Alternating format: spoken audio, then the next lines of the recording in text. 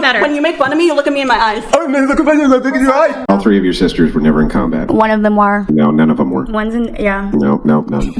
Like, say it, talk about And I can see that you're dressed as a cat. I'm a dog. So what breed of... What breed do you think I am, Brian? Look at my ears. Look at my spots. What do you think? A cheetah? Dalmatian. I'm not sure. Girl, did you just say cheetah?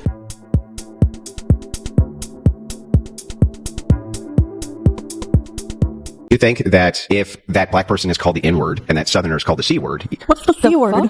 Don't say it. Yeah, I can't say it. How could you ever say that, oh, which one is worse, the N-word or... In this fiery and unapologetic podcast moment, a bold, sex-positive guest, the kind who owns her sexuality and isn't afraid to push buttons, finds herself in a heated face-off with the host. She leans forward, voice dripping with confidence, and dares him to repeat the insult to her face. Okay, I gotta get you off the show. This conversation is over. Get up and leave. You're a little man, Brian. You're a tiny little man. You sound like you're deaf, and you're freaking like you cannot physically assault me. She draws a sharp, provocative comparison between the C-word and other controversial slurs, making the studio air grow heavier by the second. The host, clearly uncomfortable with how far things are going, decides to cut it short. He tells her it's time to go. But she doesn't just get up, she unleashes one last burst of fire, tearing into him with biting words. She calls him a tiny little man, slams his followers as disgusting and misogynistic, and walks out with the same fierce, unashamed energy she walked in with. It's raw. It's sexual. It's confrontational. And it leaves the room buzzing long after she's gone. You disgust me. All of your followers disgust me. You guys are disgusting, misogynistic, tiny little men. I hope you understand that. Thank you.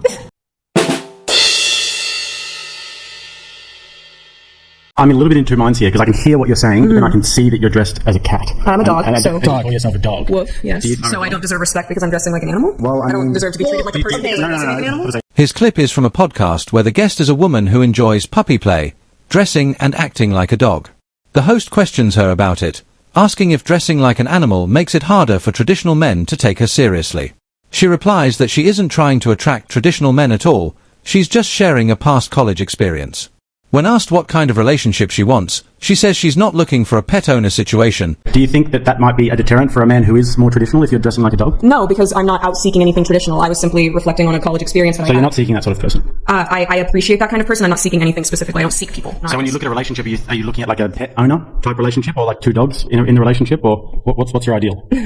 She wants a partner who loves her, respects her as an equal, and values her personality and contributions, even if she sometimes acts like a dog.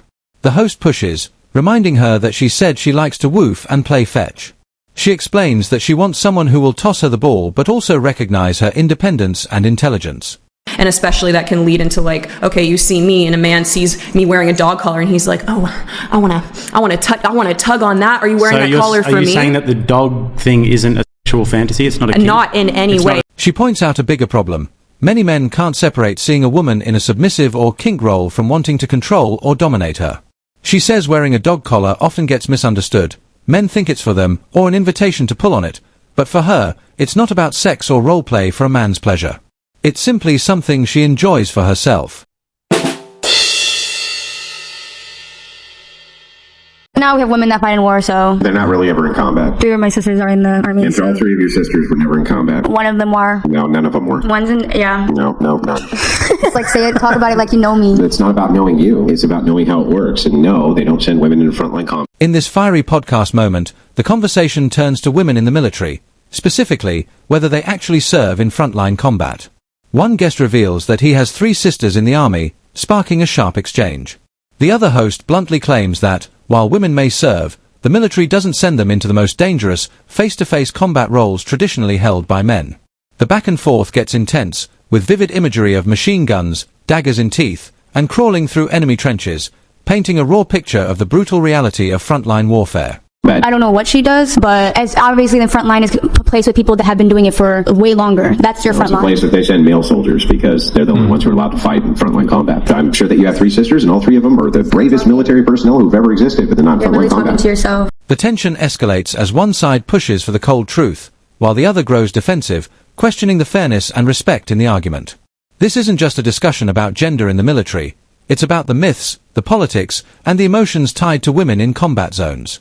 A provocative, no-holds-barred moment you won't forget. Was it too much for me to say that your sisters weren't at the front lines with machine guns gunning down the Soviets? Like, that was too much for you? That was too much? Your sisters weren't ninjaing up the enemy? They didn't crawl through the trenches with a dagger in their teeth and take them down? Alright, that's it for today's Heat. I'll catch you in the next video with a brand new guest, a brand new story, and of course, a little more chaos.